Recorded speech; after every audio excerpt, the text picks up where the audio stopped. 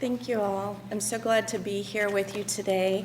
I have my notes today because I've been told I have to make up time, and I have a lot to unpack, and I don't really want to miss anything, but I did want to go back to something that Laura said. The golden nugget for me this morning was how important kindergarten readiness is for students to hit college and career readiness marks in third grade, that they were 6 times more likely. And I think that is such a ray of hope for the work that we are trying to do in the middle schools and high schools.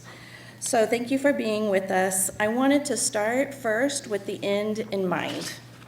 So our state just issued a new strategic plan for higher education that calls for 60% of our young adults to have a certificate or degree by the year of 2030.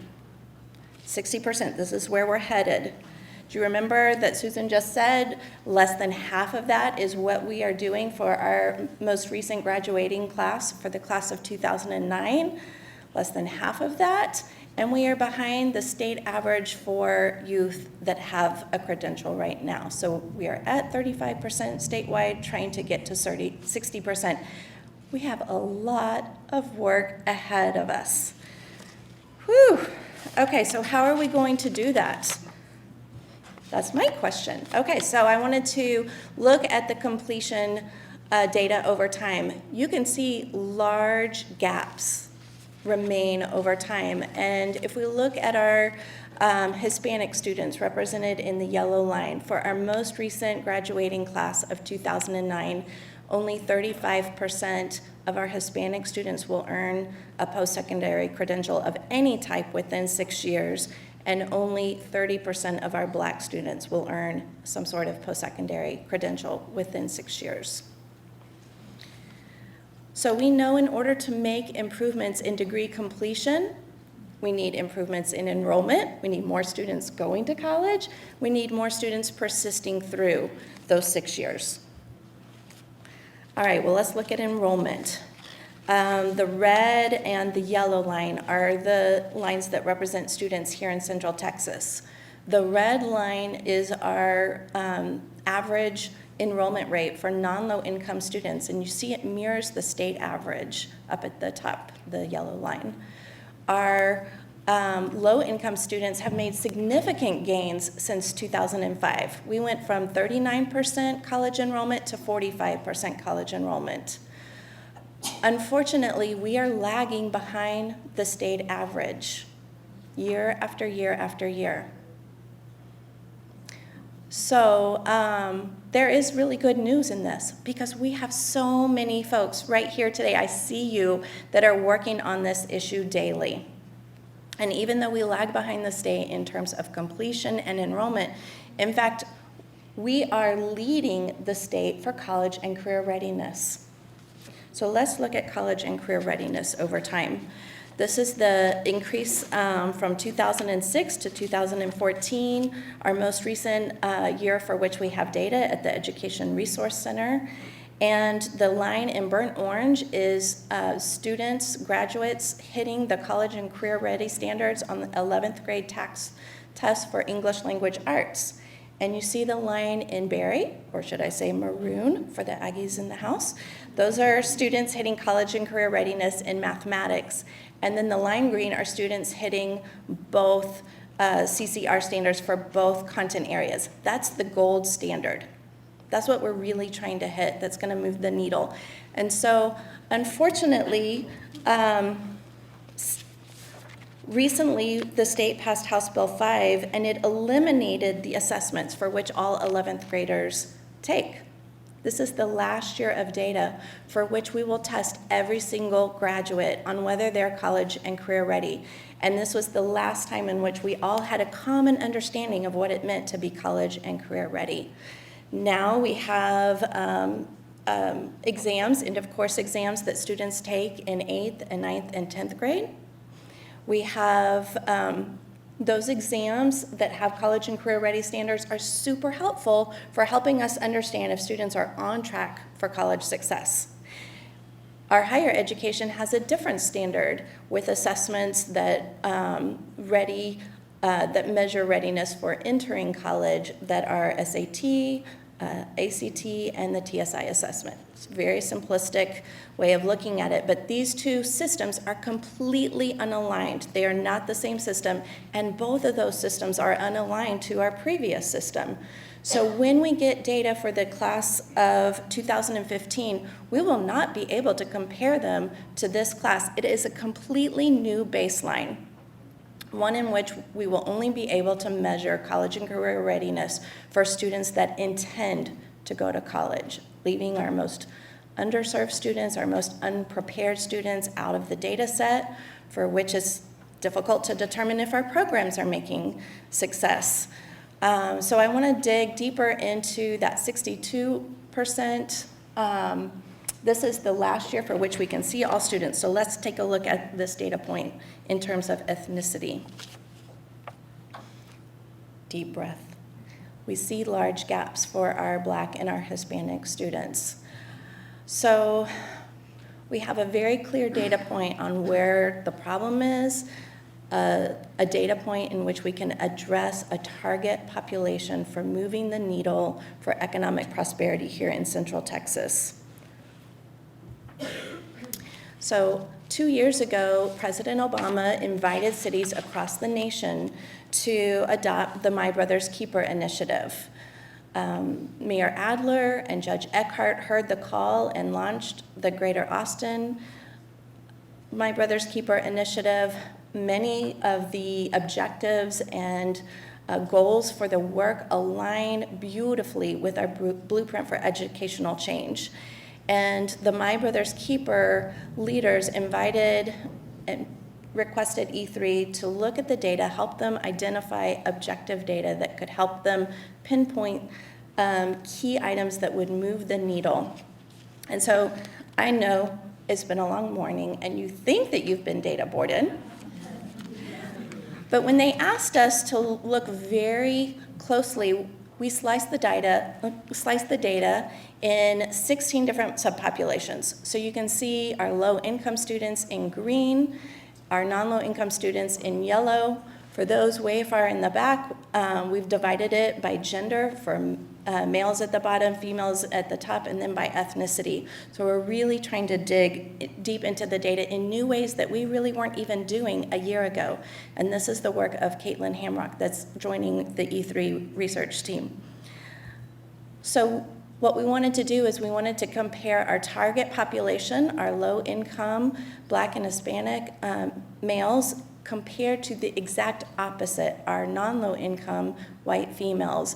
And you can see the difference in course taking for Algebra 1 or honors mathematics in middle school is 25%. Now, why is this important?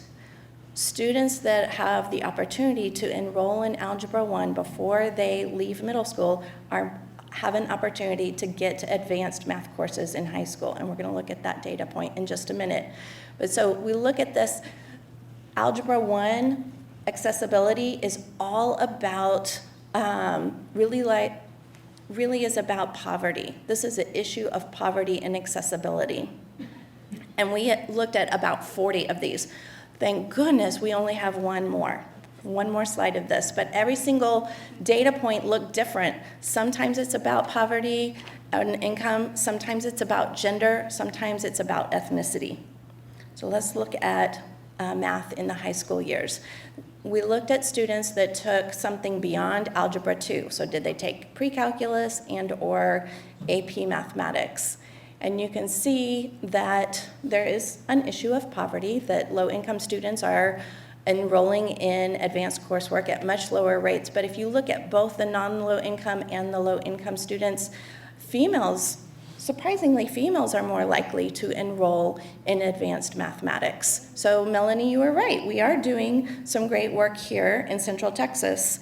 The gap between our target population and the opposite is 37%. And this is one of the areas of focus that we are working on here. So we've identified the problem and we have a very targeted solution to address that problem. But why does math matter? Okay, so some of the research from Dr. Amy Wiseman, that we've shared before is how important every single additional math class with rigorous coursework is for college enrollment. Let's look at the pre-calculus bar first in berry color. 71% of students that take a class beyond Algebra 2, which is now an elective, if they take a class beyond Algebra 2, those 71% of those students enrolled in college. That is our commitment for Central Texas, that 70% of our students will enroll direct to college. Algebra 2 is not enough. We need students to be taking 4 years of math. We need them to get to the advanced coursework. When we look at our statistical odds ratio, very similar to what Laura mentioned with predictability, even though that just looks like a bump from 55 to 71%, it's actually a much more powerful bump. That extra class makes a student twice as likely to enroll in college. Okay, so that helps our enrollment, but do those impacts change anything about persistence and help us hit our target for completion? In fact, it appears that it does. When we look at each math class, it does seem to follow the student 6 years. This is a very powerful correlation. And when we look at the predictability, the fancy statistics that our research team provides, students that take 2 classes beyond algebra. So these are the students that took Algebra 1 in 8th grade. They had 4 more years of math, so that's 5 years of high school math. They were 3 times more likely to complete Algebra 2. To complete a degree over their peers that only got to Algebra 2. So powerful, powerful predictor of college success. So I'm here with my math experts because I'm hoping you're going to ask questions, the hard questions that I may not have the answer to, but I know that my colleagues do. Sonia Dominguez is from Austin Independent School District. She is the administrative supervisor for the teaching and learning community. And David Surdovel is from Manor ISD and is the director of curriculum and instruction. And I'm so pleased to have them here. And I'm actually going to invite Sonia to start first. Do you want to just, yeah, you're welcome to come here. Thank you. Actually, I'm going to leave it here. Good morning, everyone. I'm very happy to be here. I'm actually here to talk about the My Brother's Keeper initiative. It's actually the greater Austin area My Brother's Keeper initiative, and I want to talk about the great things that we are doing aligned to this work.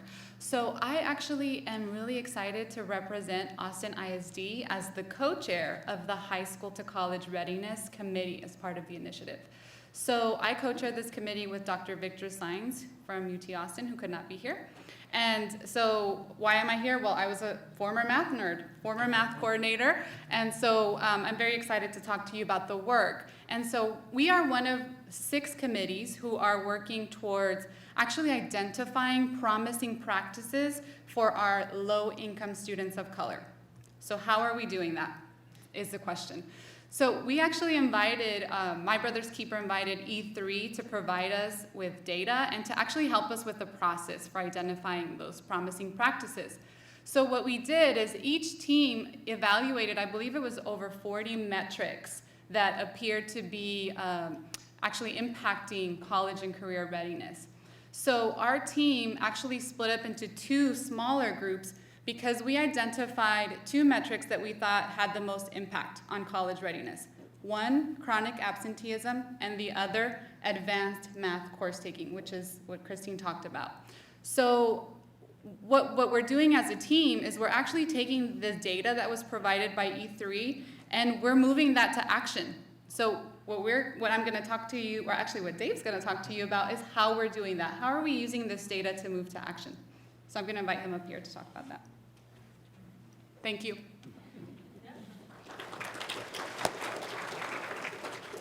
So I am David Surdovel. It's a pleasure to be here with you today.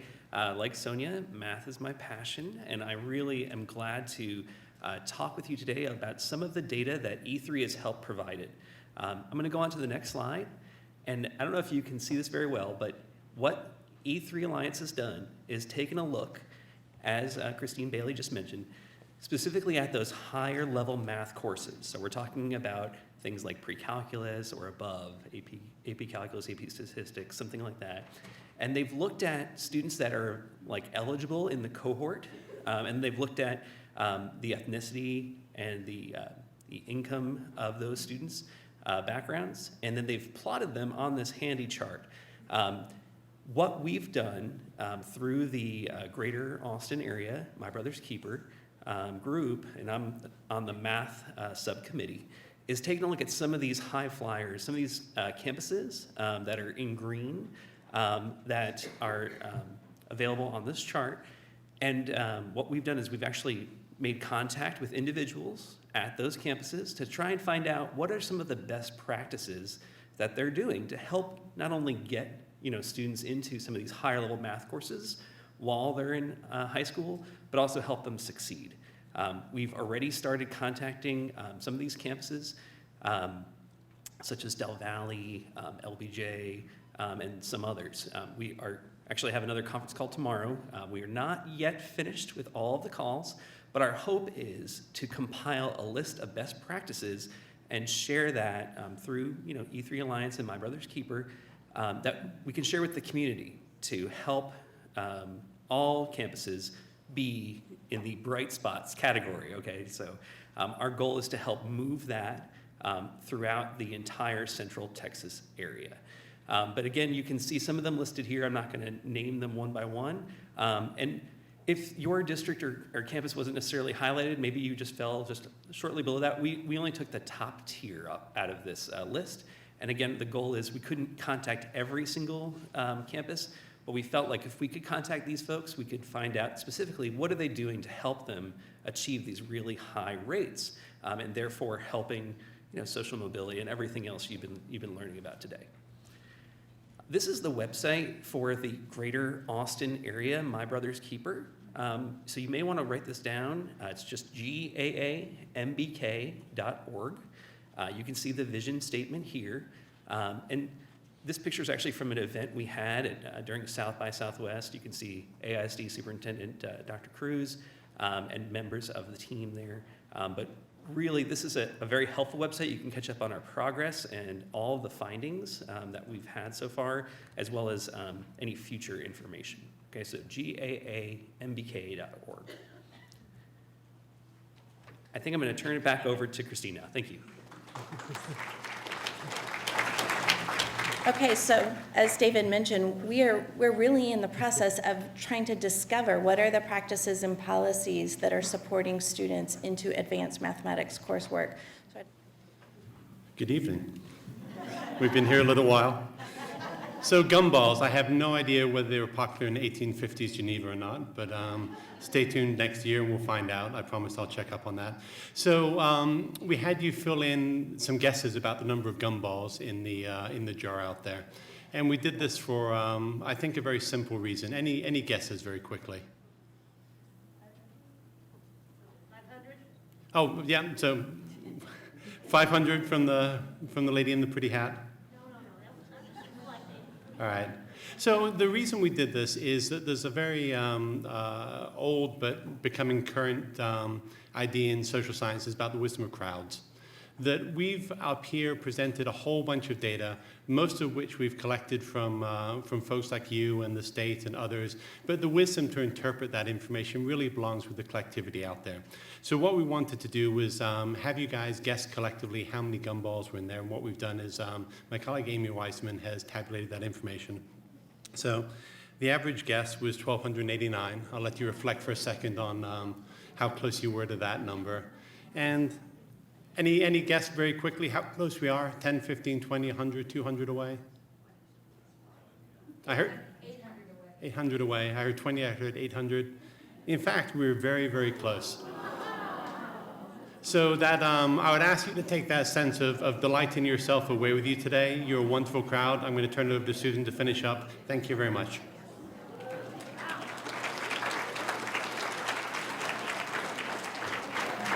Damn, y'all are awesome.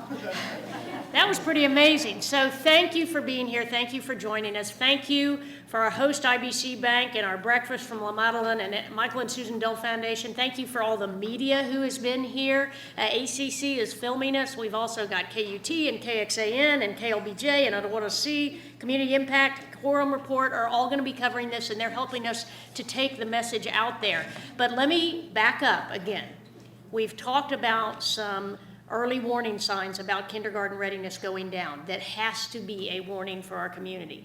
We've talked about 6,000 hours fewer learning time that our low-income students have, that we have to close that gap, and we can't close it all in schools. We have to use time out of school. We've talked about college readiness and success, and how part of that is building mathematics capability to be college ready and enroll and succeed. We've talked about a lot of things. There's a lot more information on our website on the profile. We will have failed. We will have failed if it sits on our website. The point this morning is for you to be the deputies, for you to be the soothsayers, for you to be the idea givers, for you all to take this information and take it beyond these walls so that we can change student outcomes. You've given us some great ideas, we'll collect them, but you take your own ideas, how to use this information and go forward, because the purpose of this is not data. The purpose of this is information to change the world, and we need you all to change the world. So thank you for doing that.